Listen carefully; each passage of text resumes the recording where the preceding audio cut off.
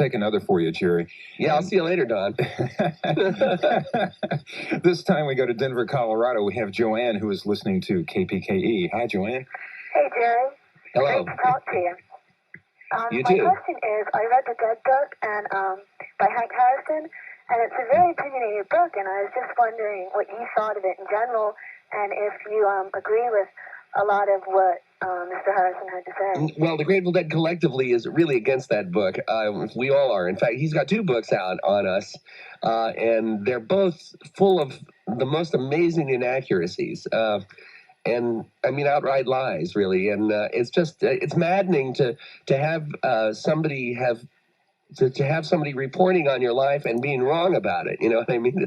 It's maddening because it means that people then carry around this misinformation. The Hank Harrison books are ripoffs, frankly, on every level, really.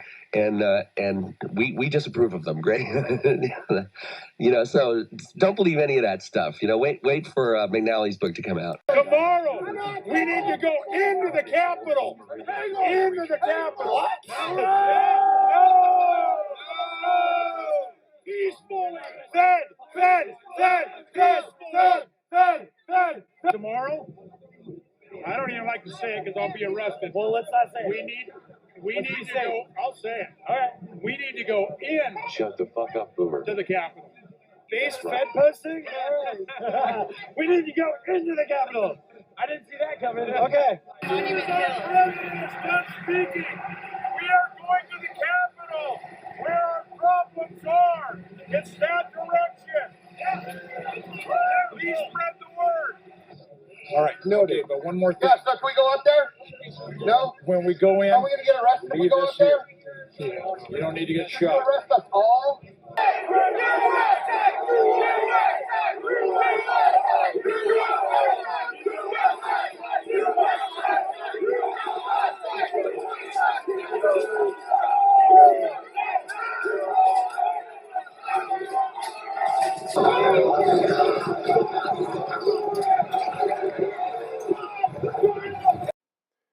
Who is Ray Epps? And what was he doing trying to get all these people to go into the Capitol and participate in what is now known as the January 6th insurrection, even though nobody's been charged with insurrection yet? But what a lot of people don't realize is there are a lot of people in jail right now or in some sort of detention being held under deplorable conditions, and they haven't even had a chance at trial yet for supposed crimes related to the January 6th quote-unquote insurrection of 2021. Yet this man here, Ray Epps, who you just saw directing people to go to the Capitol, he remains free. Nobody talks about him. You know, if it wasn't for Revolver.news, which is where this clip is posted right now, most people wouldn't even know who this guy is. They wouldn't even know, they wouldn't have this perspective on this event. This man, obviously, he doesn't care about Trump or, you know, white people or black people or anyone. He's an agent provocateur. And you saw the people yelling Fed at him. Well, you know, okay, he's not holding out his badge and going, I'm a Fed or I'm an informant, but at some point you just got to put one and one together. This guy's either a Fed or he's working with the Fed. And he's not getting in trouble. And you saw him whisper in the guy's ear. And then immediately after that, they broke through the barricade. That was the moment where the barricade was broken at the Capitol on January 6, 2021. This man was part of the operation to cause that to happen. So, you know, the reason I'm starting off with this is what I really want to show here is that these types of people exist in your society today, okay? And they've been around a long time, but the interesting thing about the times we live in now, where everyone has cameras and cell phones and things like this, citizen journalists, regular people like you and I, we can capture stuff that nobody really has ever seen, historically speaking. I mean, imagine if everyone had a cell phone with a camera on it during the Kennedy assassination. The first section there was an interview from 1982 with Jerry Garcia, and you heard him. He just said flat out, without any hesitation, in fact, with a little bit of, as much anger as maybe Jerry Garcia could muster in his low-key way, just absolutely, we don't support anything Harrison says. He doesn't represent us. He prints lies. He's just full of it. He's full of shit, basically, they're saying. This doesn't really reveal anything about Harrison's actual relationship to the Grateful Dead, but definitely puts a very clear line between, the Grateful Dead camp and Hank Harrison. If you go to batshitcave.blogspot.com, you can read my second installment of Acid Music Mindcrime. So who is Hank Harrison? Here he is, pictured with his daughter, Courtney Love, as an infant, and his wife, Linda Carroll. Well, I don't have proof that this man, Hank Harrison, is some type of operative, FBI or something like that, but I think if you just put one and one together, it becomes pretty obvious that he's something akin to that. If you just read through things he says and stories about him and things he's written, and it's all so difficult to pin down, like who exactly is this guy, what drives him, and the only explanation that makes any sense is that he's some kind of lifetime actor / informant. And why is this important? Well, this is the father of a woman who's, I guess you could say, a social influencer. We talk about social influencers on YouTube and things like this. Famous people, people that get a lot of attention from the public and therefore have an influence on society. Well, here you go. Here's one of your, social influencers of the 90s and probably up until this day. And look at who her father is. Now, if we look at the back of one of these, I think this is the second book that Hank Harrison did on the Dead. Just look at what it says in the back here. Possibly the most remarkable change to take place in the 1960s was the transformation of consciousness experienced by the so-called American youth culture. Virtually every aspect of this transformation, cultural, political, psychological, musical, and metaphysical, is embodied in the Grateful Dead. A family, a brotherhood, a rock band, and the vanguard of a new culture. So Hank Harrison is kind of positioning himself as this, this credible individual who is going to tell you what's going on in the world in the 60s. He's trying to interpret, what the youth culture is all about and its relation to the Grateful Dead and how you're supposed to perceive it all. And because he knows, because he's on the inside, right? Because he managed the Dead at one point, right? And if you recall, in a previous video, we talked about this CBS segment that Hank Harrison was in, where he's really straight and he's wearing this outfit and looking like some kind of, CIA agent or something. But the video talks about how him and his buddy did acid like 175 times between the two of them. And so they're authoritative voices on this, and they're basically saying, well, you really shouldn't do this. We've decided that it's not healthy for you.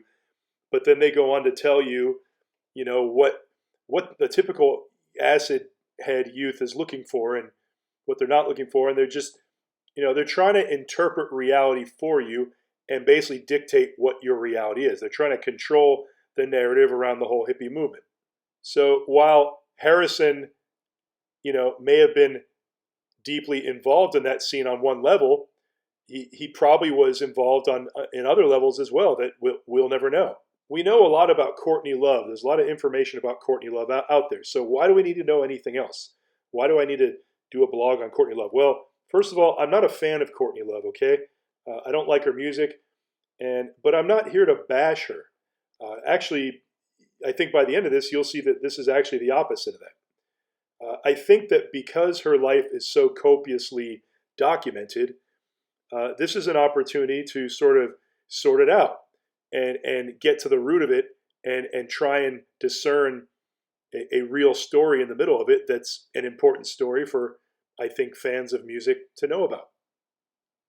And I'm not talking about the VH1 or the MTV version, because they're always going to spin their stories a certain way, however way they want to, affect the audience that's watching it. It's never going to be unbiased or totally objective. But we get a lot of things like pictures and little tidbits of information that we can pursue, even if they don't, on their presentations.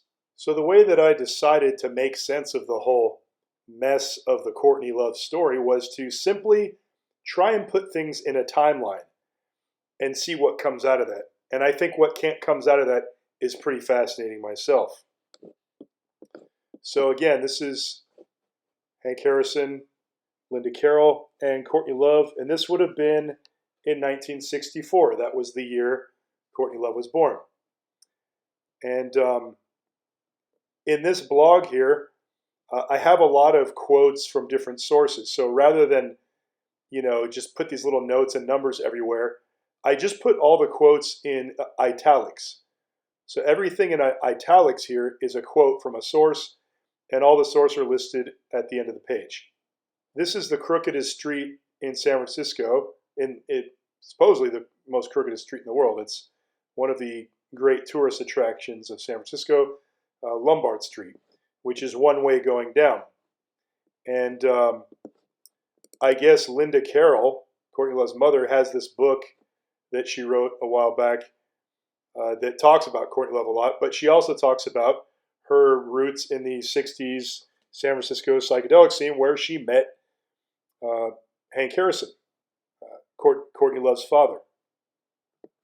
And apparently she tells this story about having her first acid trip with Jerry Garcia, and how they went straight up Lombard Street against the traffic. And she quoted Jerry Garcia as saying to her, "I'm going up. It's how the crow would fly." Between her and Hank Harrison, we get a lot of really trippy, weird, hard to believe stories like this. Harrison met Love's mother in early 1963 at a party for Dizzy Gillespie. According to Harrison, who both raised and denied allegations by his ex-wife that their daughter was conceived through date rape.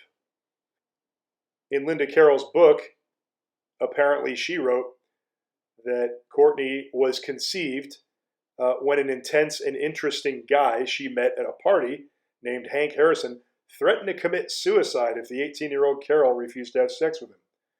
Wow, talk about a bad line, right? Bad pickup line. They married soon after in Reno. She was pregnant when they were married in November 1963 in Reno. Their daughter was born the following July. The marriage lasted less than 2 years.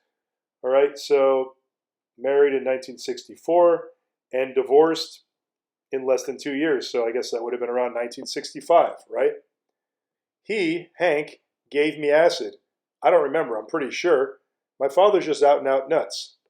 That's what Courtney Love said about Hank Harrison, that she believes he dosed her with acid. One of Courtney Love's boyfriends was this guy, Roz Rezabek, from the band Negative Trend. He was involved in the late 70s San Francisco punk scene. Very interesting guy. If you seek out some interviews by him, it's well worth it. He's really funny too. A lot of interesting stories to tell. Now, what he said about Hank Harrison is he's always been heavily involved in dealing LSD.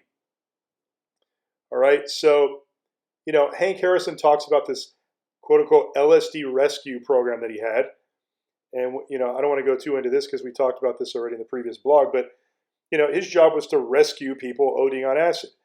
But at the same time, we have these, people like Roz Rezabek saying that he was making it or dealing LSD. Courtney said he was making it. So again, it all fits together if we look at this from the angle of, some type of CIA plant or informant. He's making the acid on one hand, selling it, giving it to people, then grabbing them and throwing them into a truck, in this under the justification of intervention in order to put them under a microscope and probably, perform more experiments on them and gather their research or whatever the hell they were doing back then.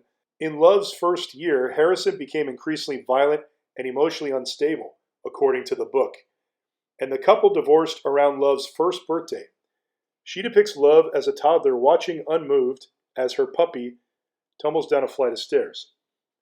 All right, so again, this would have been about 1965. Courtney Love was 1 year old when her parents divorced, and Linda Carroll is saying because he was getting violent and emotionally unstable. It wasn't because he was dosing her with acid, right?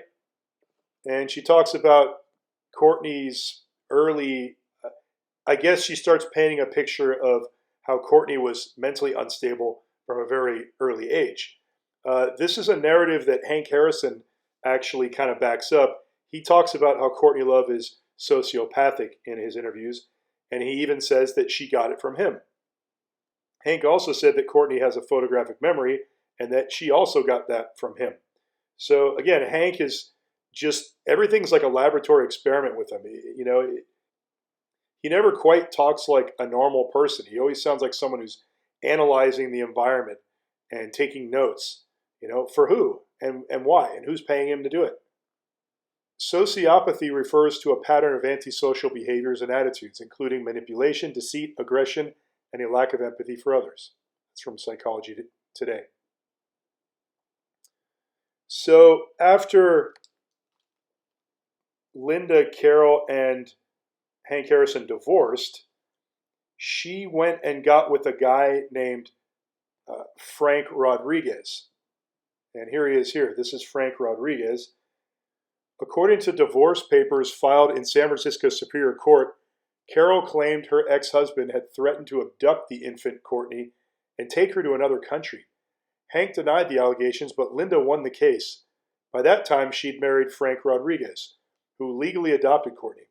The court granted only limited visits to Harrison, restricting them to Carroll's residence and insisting on the presence of a third party. He was alleged in court, I don't know if it actually happened, to have given me acid, she said. That keeps coming up, this whole thing about Hank dosing Courtney. She got married again, he, Harrison said, and suddenly there was a change. They adopted her out from under me. They moved to Oregon and wouldn't tell me where she was. So this was about 1970. And so Linda takes Courtney up with Frank, her new husband, and actually strips away somehow Hank Harrison's legal, I guess, rights as a guardian of Courtney and hands them over to her new husband, Frank Rodriguez, to where he's now her legal guardian father, adopted father. And when they move up to Oregon, they're on this commune, and Frank and Linda have two daughters, and they adopt this little boy here. And here they are, looking happy, probably right around the time that they moved up there in 1970 or so. Linda and her new baby fled north to Oregon with an ambitious trash man known to her friends as the Garbage Adonis. The new family moved to Oregon, where the family had two daughters and later adopted a son. Linda, studying psychotherapy, put the family on the couch. Courtney Love's half-sister, Jamie King, said of this time, "We were in therapy constantly. Mom would give us big red batons, and we would have to hit each other to get the anger out." Now, the question is, why is everyone in therapy? If Courtney Love is the messed up child, you know, that doesn't mean that the other two daughters are automatically going to be born messed up. That doesn't mean that this little adopted boy is automatically going to be messed up. I mean, children are generally born normal. They get screwed up when you subject them to dysfunctional, unhealthy environments, and that's what it sounds like Linda Carroll's doing. It sounds like she's her whole career as a psychotherapist or whatever the hell she is doesn't seem to be about solving people's problems, at least with regard to her own family. It just seems like she's screwing her kids up, putting them on the table, kind of the way Hank Harrison is doing to these acid heads, analyzing them. Here's some acid. What are you going to do now? I mean, he talks about different pills that were given to Courtney Love, and we'll get into that in the next blog a little more. But it all starts sounding very sinister, like these kids are just victims of some sort of sick experiment. But they present it to the public kind of like, oh, the crazy Courtney, which I'm sure by now she is quite crazy. But what the angle of the story that I think they're not giving you is that she probably was not born that way. She was probably made that way by these insane parents of hers. So it kind of puts her life and her actions in a perspective that I think is important to consider. The idea that maybe it wasn't just her acting alone, that there are other forces at work driving what she was doing. Whether it be, writing an album, recording music, or maybe something violent or something, sociopathic, not acceptable by society. A photo from the book shows Courtney beaming in front of her lovely hand-built cabin on the site of the former chicken coop. So, there's more to the story. No, she wasn't locked up in a chicken coop, but she did live solo in her own cabin behind the house for the protection of the other kids and Linda. So they kept Courtney in a chicken coop behind the house, and they're trying to color code it by saying, I guess there's a picture in the book of Courtney smiling in front of the structure. But I mean, okay, maybe it's a repurposed chicken coop, but it sure sounds weird. Like they're keeping her back there like some caged animal, like that's going to go nuts and beat someone over the head like a wild monkey or something. Again, is this because she was born messed up, or is this because she's their special science experiment? That they're treating more severely, and therefore she needs to be kept in a more secure cage. Soon, Courtney's behavior was so out of control that her mother sent her to a new therapist. Courtney said about this new therapist, "The man that I went to therapy with was a pervert, and he had pornography in his bathroom. He was gross. He wrote down that I was slightly schizoid at age 9. You can't be slightly schizoid at age 9, besides which I'm not. And that stayed in my life and haunted me." So if Linda Carroll wanted to help her daughter, if she loved her daughter so much, why would she send her to a therapist that was a pervert that had porno on the walls of his bathroom? She didn't know that porno was there? I mean, come on. Are we stupid? What's going on here? There's something really wicked going on here. Courtney is the victim of some kind of wicked, I don't know what, weird culture of mind control or something. Now here's Frank Rodriguez on this MTV Behind the Music or whatever it was. I think maybe this was broadcast on MTV and then VH1 picked it up, because some of these pictures say VH1, some say MTV, but I thought I got them all from the same place. Anyhow, Courtney said that he, Frank, was great to me. He was the one adult figure in my life who was nice to me. Despite their best efforts, Linda and Frank couldn't make the family work. They divorced when Courtney was 7. So that would have been around 1970 or 1971. 1971. And after this, Linda moves to New Zealand, of all places.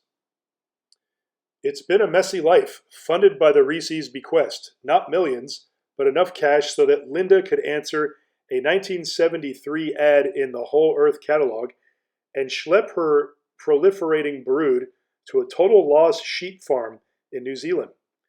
Her 4 other kids adapted to the chaos. Courtney went berserk, yo-yoing between Oregon, New Zealand, reform school, and Portland punk clubs until Linda emancipated her at 16 and signed over a slice of the inheritance. Frank and Linda separate, for whatever reason, and she moves to New Zealand and takes the kids with her. And so my question is, if Frank is this great guy, according to Courtney Love, why is he letting Linda just steal his 2 daughters that he had with her and their adopted son and Courtney and all of it? Something's missing here. And in one version, Courtney refuses to go and she doesn't go. But look here, you can see this postcard right here. It's signed Courtney and she's in New Zealand. And she's talking about, how she's excited to be in a play for Oliver Twist at school. So she's enrolled in school. So it doesn't sound like she's really bouncing around, as some of the other stories say. Sounds like she's down there living in New Zealand with her mom on this total loss sheep farm that's being funded by the Reese's, who are Linda Carroll's adopted parents, Courtney Love's adopted grandparents. So there's all these adoptions everywhere. It's kind of strange. But we talked about the Reese's story in the last blog.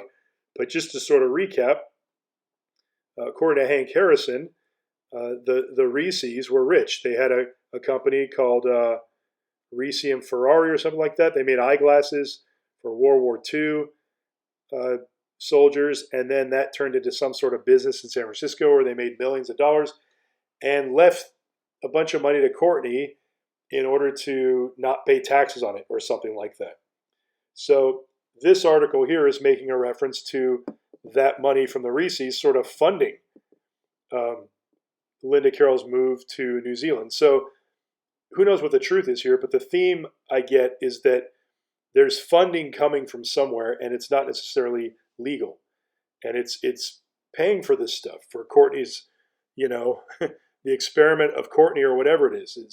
There's money coming in paying for all this stuff. I don't know where Courtney was, if she was in New Zealand or she was with a family friend or bouncing around in limbo or who knows, being trafficked on the street. But eventually, Courtney moved back in with her stepfather, Frank. And here's what Frank said. Linda appealed to me and asked if I would take Courtney, and I said, yes, I love Courtney.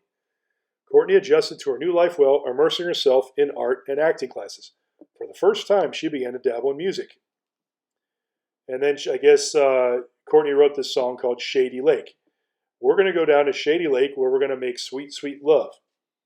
All right, so she would have been around 10 years old around this time. She's talking about making sweet, sweet love. And she talks about how she mailed this song to Neil Sedaka, who is some pop producer musician. So she's trying to get famous at age 10 and talking about making sweet love. Kind of weird. And then she says in the documentary, all I could see is that I would be famous and then everything would be fair. And I think this use of the word fair is very interesting because that indicates some kind of deal, that there was some kind of deal that she was aware of where she would do something and then in exchange, she would be famous and then everything would be fair and square, right? So the question is, what was she supposed to do to earn this position in society? I think it's everything we're hearing about. These experiments, this abuse, whatever she's going through. Probably sexual abuse and all kinds of other stuff. Who knows? At the age of 12, she applied to the new Mickey Mouse Club, only to be rejected. Courtney said, I wish my mother had been a stage mother. I wouldn't have had to forge my parents' signature when I tried out for the new Mouseketeers as Coco Rodriguez. So she's saying parents. Her mom was in New Zealand, or Australia, or who knows where. So her parents at that time, I guess, was Frank and Frank's second wife, whoever that was. So she tried out for the Mouseketeers and read Sylvia Plath. I was so raised in a cave, I read a poem about incest, trying out for the new Mouseketeers. So two things that are interesting about this. She mentions incest. Why is she mentioning incest? Why is she focused on that at age 10? Did she experience it? And she says, I was so raised in a cave. I just find the choice of words interesting when we consider the earlier quote where they're talking about how they kept her in a chicken coop, and here she is saying, we think tongue-in-cheek, I was so raised in a cave. Well, I think this might be a little bit of a Freudian slip. She knows she's not like other people. She knows that her upbringing was screwed up and that it caused her to think differently, and she's associating that with the word incest. I mean, in a way, people give things away with how they speak sometimes. And I'm not saying this is proof of anything, but just things stack up, and eventually you kind of go, whoa, where there's smoke, there's fire. I found out later that Courtney Love had made it to the callbacks and was going to be cast as a Mouseketeer. But she found out some little kid from Texas flew in and got her part. This is apparently what Lisa Weckel said. That was the blonde-haired girl in that TV show Facts of Life in the 80s. Apparently she got the Mickey Mouse Mouseketeer role that Courtney was trying to get. Courtney Love said, I tried out for the Mickey Mouse Club when I was 11. She said in The Independent, but I read a Sylvia Plath poem, so that wasn't really flying with Disney. So she reinforces, the whole thing she read about incest or whatever. Here's the rejection letter, I guess, that she got. Dear Coco Rodriguez. Now, incest is sexual intercourse between closely related persons. The crime of sexual intercourse, cohabitation, or marriage between persons, or affinity, wherein marriage is legally forbidden. That's from dictionary.com. And this is I believe, the wife of Frank Rodriguez that Courtney had lived with briefly when she went and moved back with Hank, or with Frank rather. After 7 months in Oregon, Courtney had to face an even tougher rejection. Living with Frank just wasn't working out. So she was only there for 7 months. Not even a year. And Frank said, it came to the point where my wife and Courtney were at odds, and I was presented with a choice, her or me. And the conflict was just intense, and I couldn't really handle it. Who wants her? She couldn't make it with me. She didn't make it with her mother. She was abandoned. She was lost. So I find Frank Rodriguez's choice of words kind of interesting here, because he says that his wife basically said her or me. In other words, either she goes or I go. And what happened here? He doesn't explain, But when we think about how Courtney mentioned incest and how she really loved Frank Rodriguez and the only guy that was nice to her, and I don't know, I just get a weird feeling that maybe there is something to the relationship between Courtney and Frank Rodriguez that has never been revealed, that I won't say, but I think you know what I'm alluding to. I think that might explain what happened and why the wife reacted the way she did and why Frank didn't bother explaining it at all. He just says, I was presented with a choice. Well, what are you talking about? I mean, what happened? Is there a specific, was she violent? I mean, he doesn't make any reference to anything at all. We're just supposed to assume, well, Courtney's crazy and, she needed to be kept in a cage so she wouldn't hurt other people. So obviously it was her mental instability that was the problem. But again, Frank doesn't make any reference to that here. Some of Linda's husbands later on had some problems, especially when they went to Australia without telling me. I have really no idea what happened to them down there. Now, I think Hank might be mixed up. He might be talking about New Zealand. I mean, unless Linda took the kids to New Zealand and Australia, that would be even crazier. But I'm just noting that Hank is dropping this little mention about how some of the husbands had some real problems. All right, and I just wonder if he's alluding to something that I alluded to a moment ago.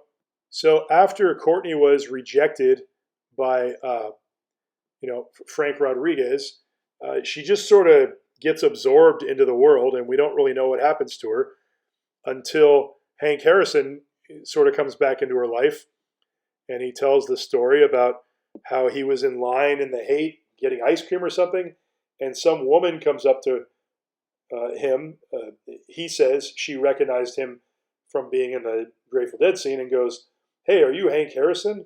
I'm Courtney Love's banker. She has a lot of money. I can't tell you how much. And he tells this story, how this is how he sort of reconnected with his daughter. It made him curious, and he looked her up, and she was in juvenile hall. So he calls up Frank and goes, hey, you didn't tell me she was in juvenile hall. Or I think another version of the story is that Courtney was sending letters to Hank Harrison, talking about her activities. And here's a picture of her in juvie, I guess. And here's, I guess, maybe some of the letters that she sent to Hank Harrison. And anyway, he saw the letterhead was from a detention center, or Hillcrest Reform School. So he goes up there to pick her up. Courtney's bouncing from foster home to foster home in between that time that she left Frank's house and got stuck in juvie. And she says, you'd walk in the door and know that the guy would molest you. You'd just know it like within an hour and be out. I mean, this sounds like someone who's been molested a lot already. She's got like a molester detector, so she talks about incest, molestation. I mean, again, all we hear about is how crazy Courtney Love is, which I don't doubt it, but what I'm saying is I think this is what made her crazy, her horribly abusive upbringing. And what was the purpose of all this? We're supposed to believe that she just had it rough and it was all organic and it just happened that way because that happens sometimes. But I think what needs to get more consideration is the idea that this was actually being directed and financed by someone with some type of, motive for Courtney to use her for something. Sociopathic people who are just evil and don't care about, you read, go read the book Transformation by Kathy O'Brien if you want to see what I'm talking about, this generational abuse and incest for political reasons, for financial reasons, all kinds of illegal activities. I mean, this stuff goes on. And it doesn't mean that everything we look at is automatically part of some big conspiracy, but when these insane, crazy stories come out and get shoved in our face, we have to step back and go, well, this insane, crazy story probably has an even more insane, crazy explanation. But, I'm just not going to bother looking for one because it's just all too insane and crazy. And what good does that do me anyway? Well, the good it does you is that it can actually help you in a twisted way to actually make sense of your reality. If you'll just take the time to try and get past the social stigma of, having a tinfoil hat on, if you can just get over that, the reward is you'll be, in a way, enlightened into what's going on into society, and you could maybe even do something about it for the better. Here's a drawing Courtney Love, I guess, did in reform school, and she's pointing to this hole in the table here, or whatever this is. I live in this hole. Pretty dark. The meaning of the hole is a prison cell where a prisoner who is being punished is kept alone, solitary confinement. Is this the real way that the band Hole got its name? Is that really what it's supposed to mean? And it turned out the letterhead was from juvenile hall. Frank didn't say she was in juvie because she was beyond parental control. When I first got her out of juvenile hall, she didn't have any money at all. She had no clothes. Mom had just abandoned her into juvie. And I said, Courtney, what are you doing in this situation? You're a millionaire. She said, no, Mom says the money's gone. So Hank, he's painting a picture of this war where Linda's basically trying to get all of Courtney's inherited money and keep Harrison away from it. And that's the reason why she's not telling him stuff and snatching Courtney away and taking legal authority away from him and yada, yada, yada. Who knows what the truth is, but I think in Linda's book, you probably get a lot of her side of that equation. And from what little I've already gotten from it, it sounds like it's just as nutty. When Hank went to pick her up, he says, at the time, she was almost ruined. I mean, she was in juvie. They kind of turned her into a whore and all kinds of street kids. She was beat up by a bunch of punks in Oregon a couple times. A whore? Who turned her into a whore? Who was pimping her out? Why did she get beat up in Oregon? There's a lot we don't know about the story, but I think it's pretty clear that there's more of a design going on than meets the eye. As I've mentioned in some of my more recent videos, I am trying to leave the YouTube platform, but given my very modest following, that I'm very thankful for, by the way, I hit 300 subscribers recently, which I know is very small compared to a lot of other people, but I never thought I'd have that many followers, so I'm very thankful for that. But something strange happened when I hit 300. I think it was back in November, late November. I wasn't really on top of it. I was going to make a statement here about it, but basically I got this alert about, there was like a picture of a trophy and congratulations, you hit 300 subscribers. And then something very weird happened around that same time. First of all, the subscribers mysteriously dropped 1 or 2, and it's been hovering right at like 297, 298 for a few weeks now, for like over a month. And it almost feels like I'm not gaining any new subscribers, almost as if, something's preventing me from getting more subscribers due to that 300 threshold I hit. And right around the same time, YouTube restricted my Chris Cornell video, the age content, right around that same time that I hit 300. And then I got this other weird email on that same day, November 28th, saying, we're reaching out because members of YouTube community, including fellow creators, viewers, and staff, are worried about your safety or well-being after coming across content you posted with references to or actual suicidal or self-harm behavior. Now, none of my blogs have anything remotely expressing that sentiment from me speaking. The only time I even mention that word, I won't even mention the word again because I'm thinking the algorithms must have triggered it. But the only place I mention this is in the Chris Cornell blog. And, in reference to the fact that was the determination, the false determination, if you look at the evidence, that's how he took himself out, allegedly. So, these are just examples of why I'm leaving YouTube, because it's just so petty. And they've got these algorithms out there because no human being in their right mind would have come to these conclusions. So I'm just assuming they got these algorithms out here that are just hyper alert at shutting things down and censoring things. So I think that basically YouTube is slowly putting the squeeze on my channel. And it's probably just a matter of time where they decide, I did something that annoyed them enough to take me down. So this is why I'm encouraging people to switch over to a different platform. I'm on Rumble now. I'm Joe Gilmore without the E. But that's where I'm at, and I'm trying to migrate over there.